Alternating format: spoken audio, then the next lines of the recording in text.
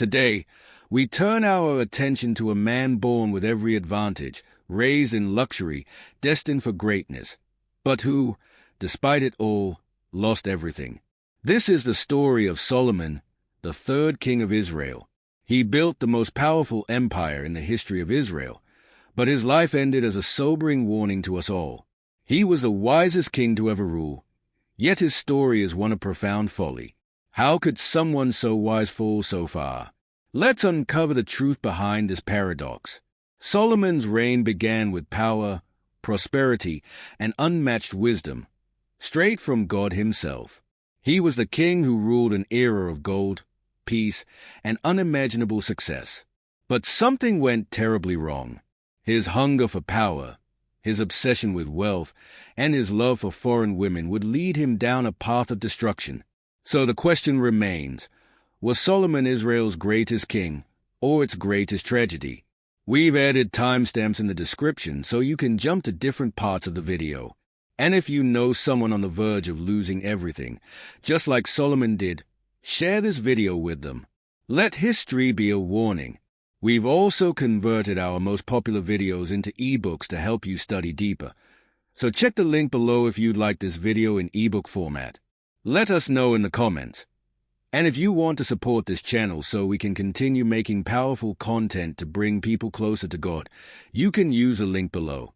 Now, let's dive deep into the rise and fall of King Solomon, a story like no other.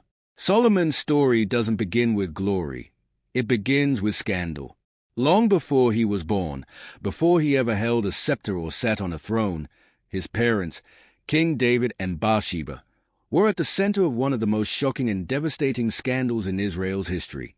A king's lust, a woman's sorrow, a husband's murder, and a child born from it all. David had been a righteous king, a man after God's own heart. But even the greatest can fall. One night, David saw Bathsheba, a beautiful woman bathing on a rooftop. Instead of looking away, instead of walking in righteousness, David took her. But Bathsheba was not just any woman. She was the wife of Uriah, one of David's most loyal warriors. And when she became pregnant, David panicked. He tried to cover it up by calling Uriah back from war, hoping he would sleep with his wife and believe the child was his.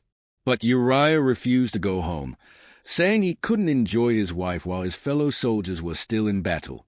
David, once a shepherd boy who trusted in God, had now become a man who relied on deception.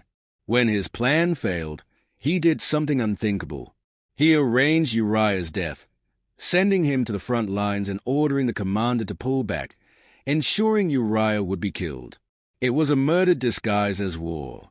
David took Bathsheba as his wife, but God was watching, and he sent the prophet Nathan with a message that shook David to his core.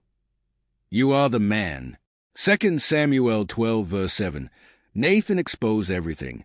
God had seen it all and declared judgment. The child conceived in sin would die, and he did. Bathsheba wept, and David wept. The weight of sin had crashed down upon them. But even in judgment, God's mercy was at work. Bathsheba conceived again, and this time, a child was born not in scandal, but in restoration. His name was Solomon. Unlike the first child who was taken in judgment, Solomon was a child of promise. But why Solomon? Why out of all of David's sons was this one chosen to be king?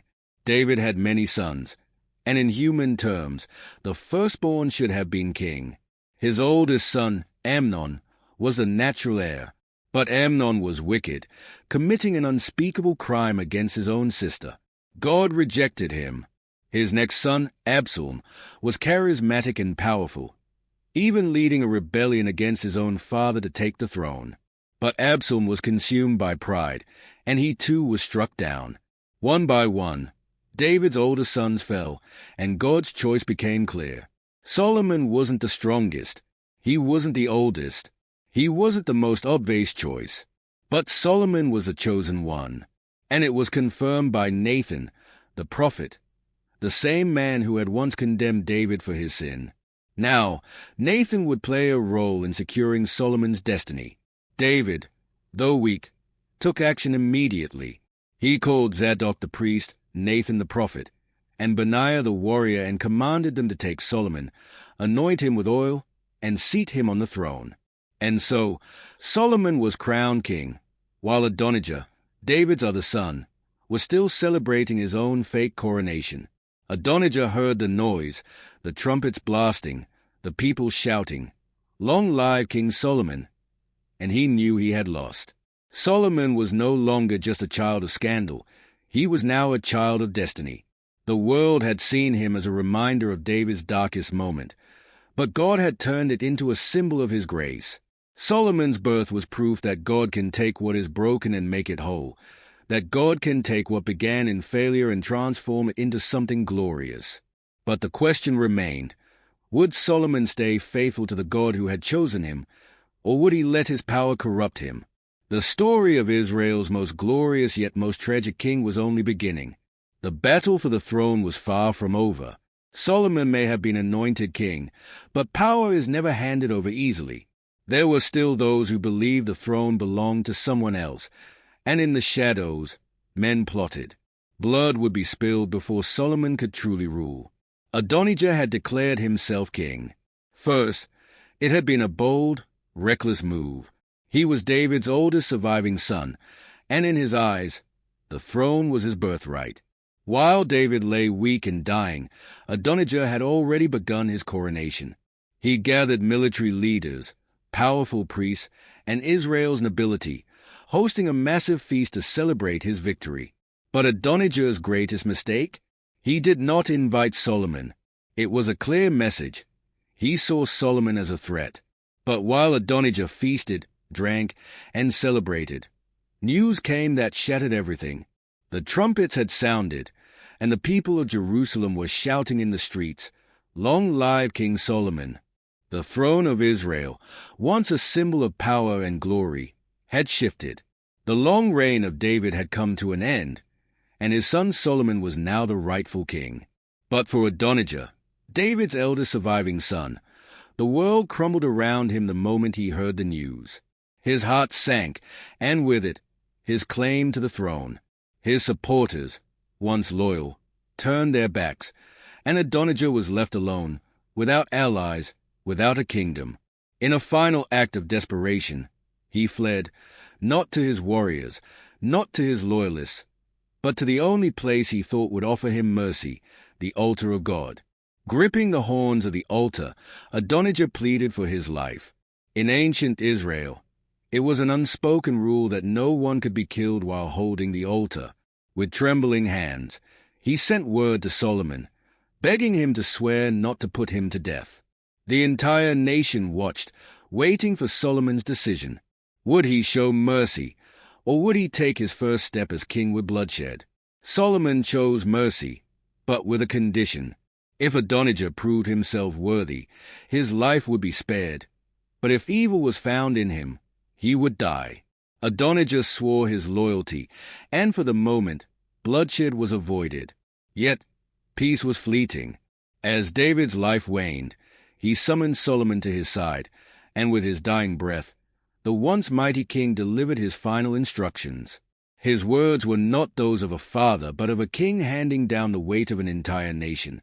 David's voice grew heavy as he mentioned the traitors, Job, who had killed without remorse, Shimei, who had cursed him, and Adonijah, who had plotted to seize a throne.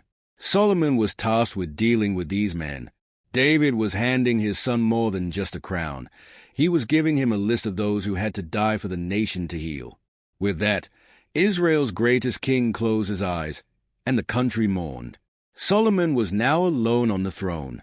The first to fall was Adonijah, whose request to marry Abishag, the young woman who had cared for David in his final days, was a bold power play. Solomon saw it for what it was, a claim to the throne. Without hesitation, he had Adonijah struck down, and with that, the first rival was silenced. Next came Job, a man of war and blood. A general under David, Job had committed unforgivable acts, murdering Abner and Amasa, and supporting Adonijah's rebellion. He, too, fled to the altar, but even that could not save him. Solomon's command was clear. Job was to be executed. The sins of the past were being wiped away, one life at a time. Only one name remained on David's list, Shimei. He had once cursed David, mocking him as he fled from Absalom's rebellion. David had sworn not to kill him, but Solomon gave Shimei a choice: live in Jerusalem under strict command, or face death if he left the city. For 3 years, Shimei obeyed, but one day he crossed the line. Solomon kept his word, and Shimei was executed. With the death of Shimei, Solomon's enemies were gone. The throne was secured, but the battle for Solomon's soul was just beginning. Power had been secured through bloodshed, but now Solomon had to prove something far greater: his wisdom. Would he be a just ruler, a wise king, or would power consume him? The time came for Solomon to seek divine favor. At Gibeon, Solomon offered 1,000 burnt offerings, a gesture so extravagant it caught the attention of the nation. This was not merely an act of worship, but a statement. Solomon was seeking God's blessing before embarking on the monumental task of ruling Israel. That night, as the smoke from the sacrifices lingered in the air, Solomon fell into a deep sleep. And then it happened. God appeared to him in a dream, offering him anything he desired. What would you ask for? Wealth? Power? Revenge? Solomon, in his humility, did not ask for riches or glory. Instead, he said, "Give your servant a discerning heart to govern your people and to distinguish between right and wrong."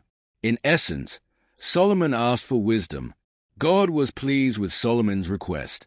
Not only would he be the wisest king to ever live, but God also promised him wealth, honor, and a kingdom unlike any that had ever existed. Solomon's reign would not only be defined by wisdom, but by the prosperity and peace that came with it. But wisdom is not proven in words alone. It is tested in action. Solomon's first challenge came when 2 women brought a child to him, both claiming to be its mother. One woman's child had died in the night, and in a desperate act, she swapped her dead child for the living one. There was no evidence, no witnesses, just 2 women, each swearing the child was hers.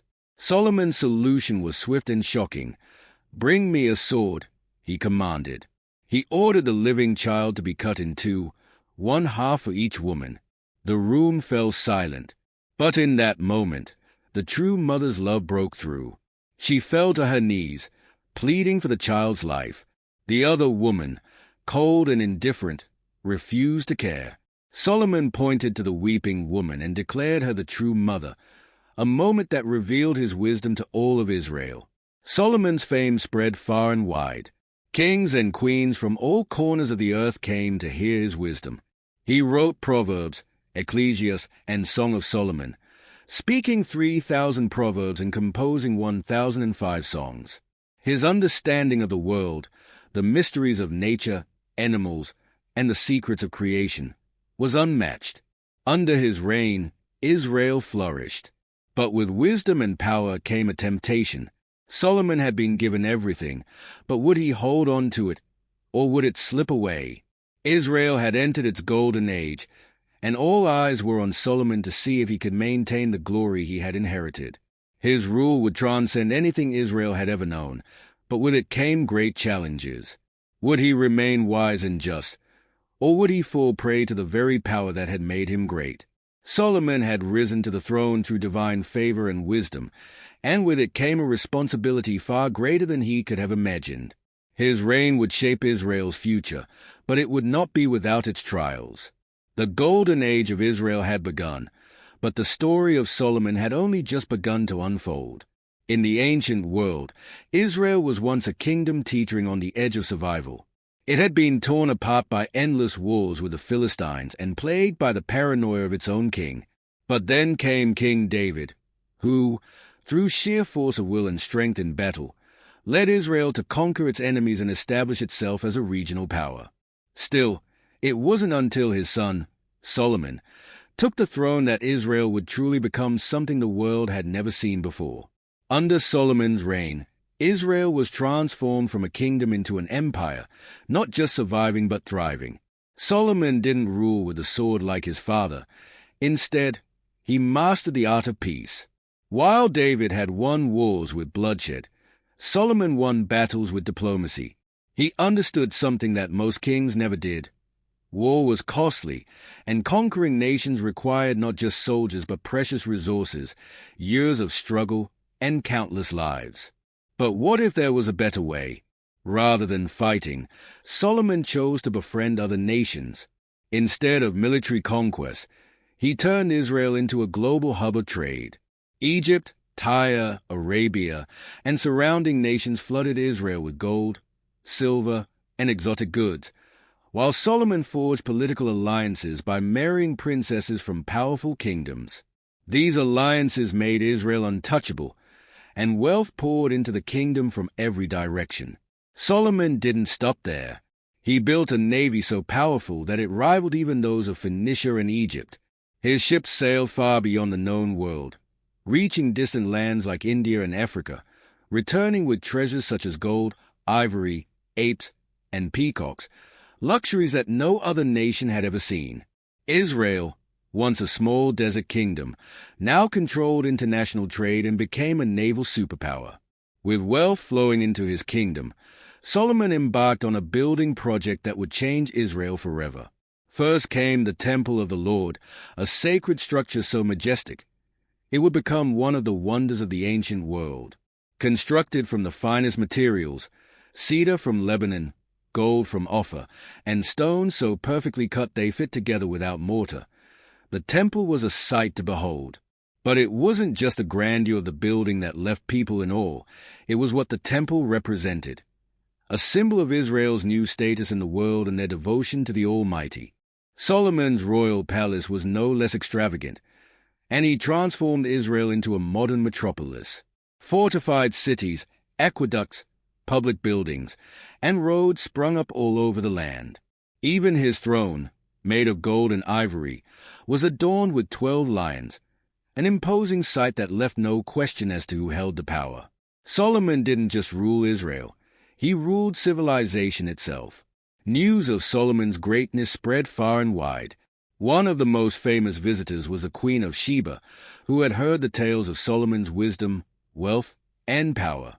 Skeptical at first, she came to test the truth of the rumors, bringing a massive caravan of gold, spices, and precious stones. When she arrived in Jerusalem, what she saw left her speechless. "I did not believe these things until I came and saw with my own eyes," she said. "Indeed, not even half was told me. In wisdom and wealth, you have far exceeded the report I heard." Israel had become the center of the world, but such wealth and power came with a price. With success comes temptation, and Solomon was about to learn that even the greatest kings can falter. The prosperity he had built began to breed complacency, and power invited compromise. The same wisdom that had built his empire now seemed to be slipping from his grasp. Israel's greatest king was about to make the mistake that would unravel everything he had worked for. But to understand how the wise king could lose everything, we need to look deeper into the spiritual legacy of Solomon's reign. For centuries, Israel had worshipped God in a tent, the tabernacle built during the days of Moses. It had served its purpose, but David, the warrior king, had longed to build a permanent dwelling for God. Yet, because of the bloodshed of his wars, God told David that it would be his son, Solomon, who would build the temple in his name. And now, Solomon stood on the threshold of fulfilling that promise. The temple was more than just a building. It was a test of Solomon's heart. Would he remain faithful to the God who had given him everything, or would the very wealth and power that had made him great become the source of his downfall? Solomon wasted no time. From the moment his kingdom was secure, he began preparing for the grandest project Israel had ever seen. He summoned the finest artisans from across the ancient world and gathered over 180,000 workers to build the temple. The materials were unparalleled. Cedar and cypress from Lebanon, gold from Ophir, silver from Sheba, bronze from Egypt. For 7 years, the work continued, and when the temple was finished, it was unlike anything the world had ever seen. It was 90 feet long, 30 feet wide, and 45 feet high. The inner sanctuary was covered in pure gold, and massive cherubim, 15 feet tall, overshadowed the Ark of the Covenant. The walls, the floor, the doors, everything was made of gold. It was a palace fit for a king, but it was not for Solomon. This was God's house, a symbol of his presence on earth. After 7 years of meticulous work, the temple was ready, and Israel gathered for its dedication. As the Ark of the Covenant was carried into the Holy of Holies, something miraculous happened. The moment the priests withdrew, a radiant cloud filled the temple. It was so powerful that the priests couldn't perform their service. The glory of the Lord had descended upon the temple. In that moment, Solomon could have basked in his own glory. He had built the most magnificent structure in the world, something no other king had ever dreamed of. But instead, Solomon knelt before God, acknowledging that even this grand temple could not contain the fullness of God's presence. Will God really dwell on earth? Solomon asked. The heavens, even the highest heaven, cannot contain you. How much less this temple I have built? Solomon's prayer was one of humility and devotion, and as he finished, fire came down from heaven and consumed the offerings, filling the temple with the glory of the Lord. The people fell to the ground in worship, and for a moment, Israel was exactly where it was meant to be, under the blessing and presence of God. But this was just the beginning of Solomon's story. After the dedication, God appeared to him in a dream, offering a promise and a warning. In the ancient days, a promise echoed through the heavens, a promise of restoration. If my people, who are called by my name, will humble themselves and pray and seek my face, then I will hear from heaven, forgive their sin, and heal their land. It was a call for Israel to turn back to God, to find grace in their darkest hour, and to restore what was broken. But that promise came with a warning. God spoke, "If you turn away and forsake the decrees and commands I have given you, I will uproot Israel from my land, and this temple will become a heap of rubble."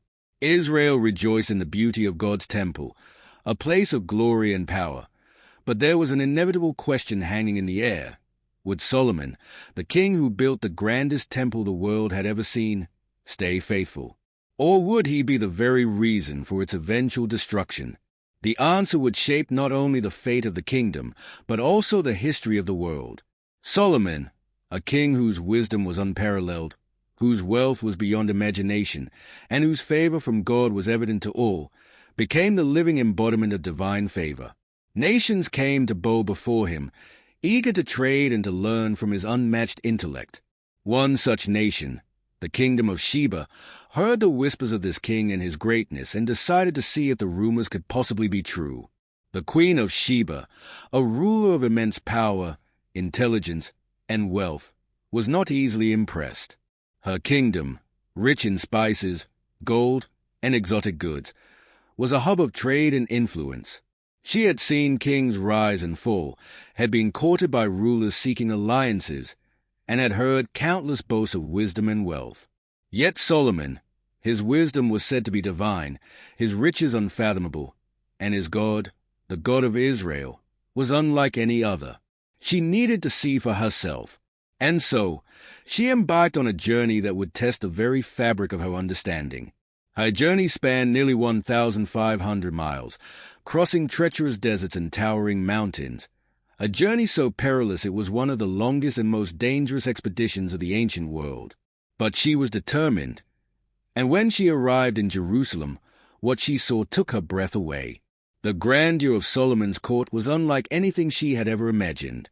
The palace, adorned with gold, ivory, and cedar, shimmered with wealth. The scent of incense filled the air, and the throne of Solomon, crafted from pure gold and inlaid with ivory, stood as a testament to his majesty. 12 lions flanked it, making it the most magnificent royal seat on earth. And then there was Solomon himself. His wisdom was not just in his words, but in his very presence. His silence spoke volumes. And when he spoke, even the Queen of Sheba, one of the most powerful rulers in history, was left in awe. She had come to test him, bringing riddles, mysteries, and problems so complex that they had confounded even the wisest minds in her court. She thought for sure he would falter, but he didn't. Every question she posed, he answered with ease. Every riddle, he solved effortlessly. Each challenge, he conquered. And as the depth of his wisdom unfolded before her, her awe deepened.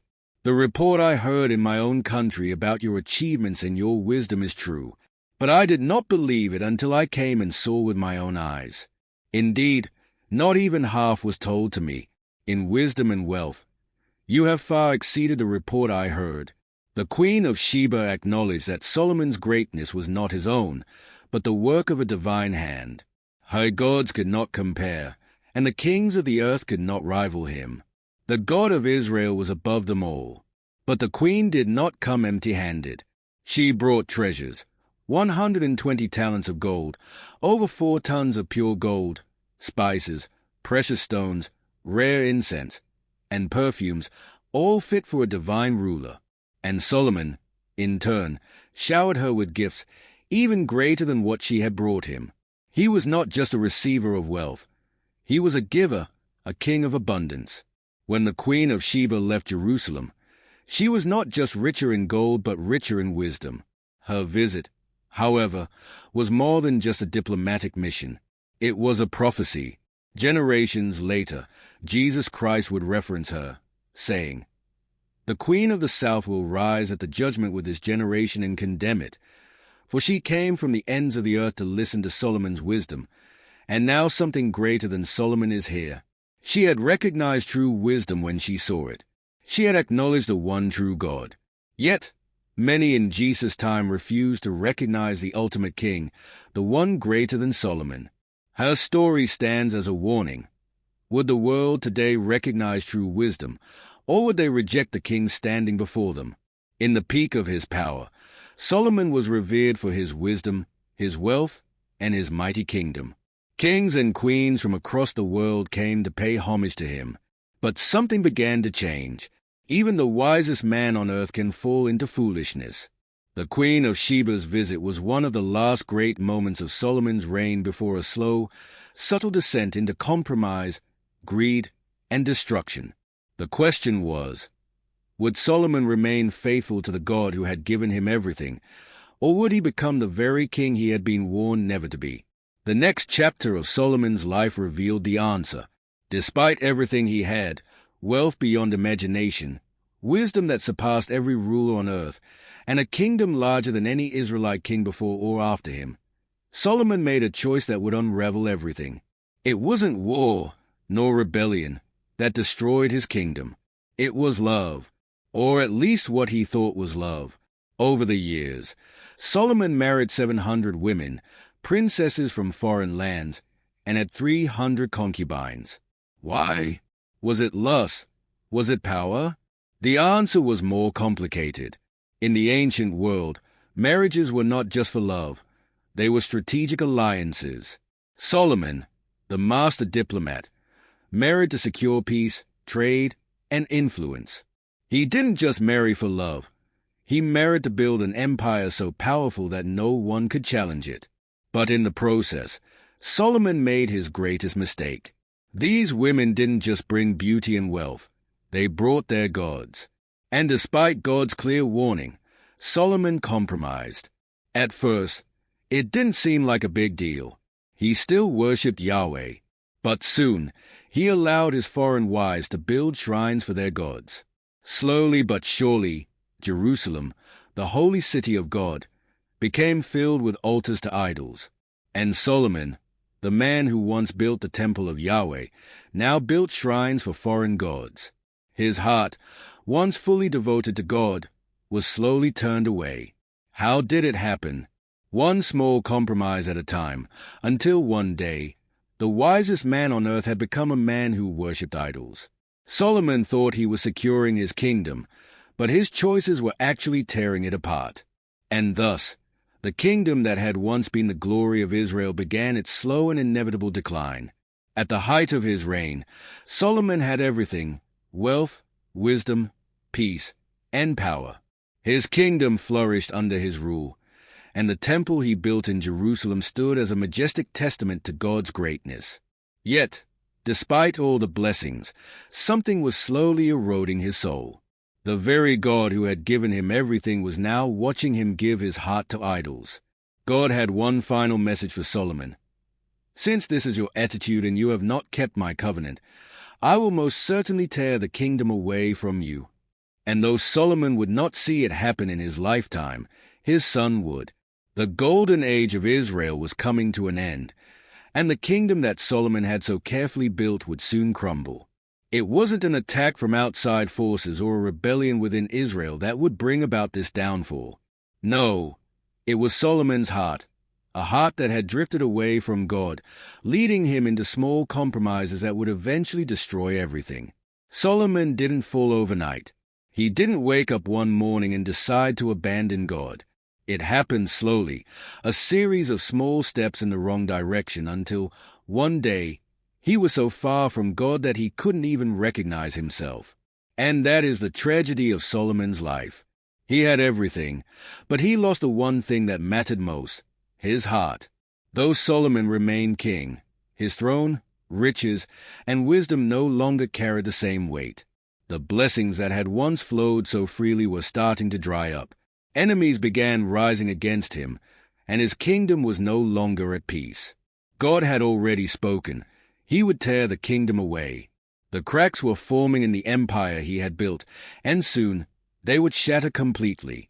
Solomon's many wives, once thought to be a political strategy, became his downfall. Sin never stays small. Compromise always leads to destruction.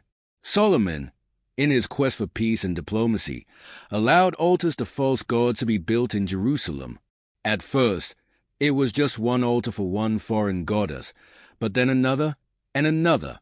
And before Solomon realized it, the city that had been dedicated to Yahweh, the God of Israel, was filled with idols. Worse still, Solomon himself began to worship these idols. His wives turned his heart after other gods, and his devotion to the Lord, once unwavering, was no more. The man who had built the temple of God now found himself bowing before statues of stone. God had been patient. He had been merciful. But now his anger burned against Solomon, and his judgment was clear. Solomon had broken the very first commandment. "You shall have no other gods before me." He had led Israel into sin, betraying the covenant with the Lord. And now God's message was one of judgment, not blessing. He told Solomon, "Since you have done this and have not kept my covenant, I will surely tear the kingdom away from you." The kingdom would be divided, and Israel would never be the same. But in an act of mercy, God promised that he would not take the kingdom away from Solomon in his lifetime. It would be Solomon's son who would inherit a shattered kingdom. Not long after, a man named Jeroboam entered the scene, a servant of Solomon. He was a strong leader with great skill. A prophet named Ahijah appeared to him one day and, holding a cloak, tore it into 12 pieces. He gave Jeroboam 10 pieces, telling him, "This is what the Lord says. I am going to tear the kingdom out of Solomon's hand and give you 10 tribes. Solomon's kingdom was now divided. 10 tribes would follow Jeroboam, while only one tribe, Judah, would remain under Solomon's son, Rehoboam. The empire that Solomon had built with such effort and devotion was crumbling. The golden age of Israel was over. The fall of Solomon's kingdom is more than just ancient history. It's a warning. How many people start strong in their faith, only to drift away over time? How many leaders begin with integrity, only to make small compromises that eventually destroy them? How many nations founded on righteousness allow corruption, greed, and sin to take over? Solomon didn't fall overnight, but over time, his heart strayed further from God. And when a leader forgets God, the nation falls with him. Solomon ruled for 40 years, turning Israel into one of the wealthiest and most powerful nations the world had ever known. He built and conquered. He was feared and respected across the world. But in the end, he lost everything, not to war or rebellion, but to his own heart. Despite the gold that still gleamed in his palace and the servants who still bowed before him, Solomon knew the truth. He had everything, yet for the first time in his life, none of it satisfied him. He had 700 wives, but still felt alone. He had palaces beyond imagination, yet felt empty. He had riches beyond measure, but was poor in spirit. In his final years, Solomon's heart grew heavy with regret. Everything he had built, his cities, his armies, his gold, seemed meaningless. And so, in the book of Ecclesiastes, he wrote words that would define his final days. Meaningless. Meaningless. Everything is meaningless. The man who had it all now realized that it was all temporary, a chasing after the wind. The king who had everything now saw it for what it truly was, empty without God. He had denied himself nothing his eyes desired. Yet when he looked at all he had done, he saw it for what it was, meaningless. He had chased after the wind. The Bible doesn't tell us whether Solomon repented before his death. We don't see him fall on his knees and cry out for mercy, nor do we read of him tearing down the altars to false gods in his final moments. But in the book of Ecclesiastes, we hear his broken heart. The king who once had it all, now recognizing his mistake. Solomon's final words give us a glimpse into his heart. Fear of the Lord is the beginning of wisdom, Proverbs 9 verse 10. But in the end, it wasn't just wisdom he had to offer, but a cautionary tale for all who would listen. No matter how you start, it's how you finish that matters. Solomon finished poorly. The question we must ask ourselves is simple. Are we making the same mistake today? Are we, like Solomon, drifting away from the God who gave us everything? Because in the end, it's not what we build that lasts, it's the heart we give to God. Imagine a man who had everything, unparalleled wisdom, untold wealth, and a kingdom that stretched as far as the eye could see. He spoke with God and built wonders. Yet in the end, he left behind a legacy tainted by regret. This was Solomon, the wisest king to ever live. And his life stands as a cautionary tale, reminding us that success, no matter how grand, is meaningless without God. Solomon's journey began with a promise of greatness. He asked God for wisdom, and in return, God granted him unparalleled insight. He built the most magnificent temple the world had ever seen and expanded Israel into a global superpower. For a time, it seemed that nothing could stand in his way. But the cracks started to form, subtle at first, beneath the grandeur and glory. By the end of his reign, Solomon's wisdom had not led him to obedience but to arrogance. His vast wealth and power, once gifts from God, had become his downfall. The man who once built temples to honor God now found himself constructing shrines for false gods, seduced by the pleasures of the world. The wisdom that had once shaped nations seemed to have abandoned him, leaving only emptiness in its wake. And yet, despite all that he lost, Solomon's final words were a warning to us all. Fear God and keep his commandments, for this is the whole duty of man. In the end, Solomon's life wasn't defined by his wisdom or wealth, but by his failure to remain faithful to the one who gave him everything. His story doesn't just tell us what he did right, but what he did wrong, and it's a warning we must heed. As Solomon's reign came to an end, his son Rehoboam was poised to take the throne. But the people, tired from the heavy burdens of Solomon's taxes and labor, had a simple request. Lighten the yoke your father put on us, and we will serve you. The question was whether Rehoboam would listen, whether he would rule with the same wisdom his grandfather David had, or whether pride and foolishness would destroy everything his father had built. Rehoboam's choice would mark the beginning of Israel's division. The kingdom Solomon spent a lifetime building would fracture in mere days. His son's failure was not just a personal one. It would affect generations. Solomon's story is not just one of ancient history. It is a stark reminder of how many of us, in our own lives, begin with dreams of greatness but falter when we forget the source of our success. How many chase wealth, only to feel empty. How many pursue wisdom without seeking obedience. How many start strong only to fall prey to temptation and pride. Solomon's downfall wasn't due to his wealth or wisdom, but to the fact that he forgot God. He built grand temples for other gods, yet left his own heart empty. He wrote profound wisdom, but failed to live by it. His kingdom, once the greatest on earth, crumbled because he stopped fearing the Lord. In the end, Solomon's life is a bittersweet legacy, one of tremendous achievement but equally great failure. His story teaches us that success, when divorced from faithfulness to God, will ultimately lead to disaster. It reminds us that no matter how much we build, if it is not built on the foundation of God, it will eventually fall. As we reflect on Solomon's life and the kingdom he lost, we must ask ourselves, are we seeking wisdom while ignoring obedience? Are we chasing success at the cost of our souls? Are we building legacies that will last, or will they crumble the moment we're gone? Solomon's death marked the beginning of Israel's division, a tragic end to what had once been a golden age. His son, Rehoboam, failed to learn from his father's mistakes, and within years, the kingdom Solomon had worked so hard to build was no more. The lesson is clear. Even the greatest of leaders, the wealthiest of men, and the wisest of kings can fall if they forget the one who gave them everything. So, as you look at your own life, remember Solomon's final warning. Fear God and keep his commandments, for in the end, nothing else matters. If this story gave you a fresh perspective, share it with someone who needs to hear it. And if you want more content like this, leave a comment below. Until next time, stay blessed.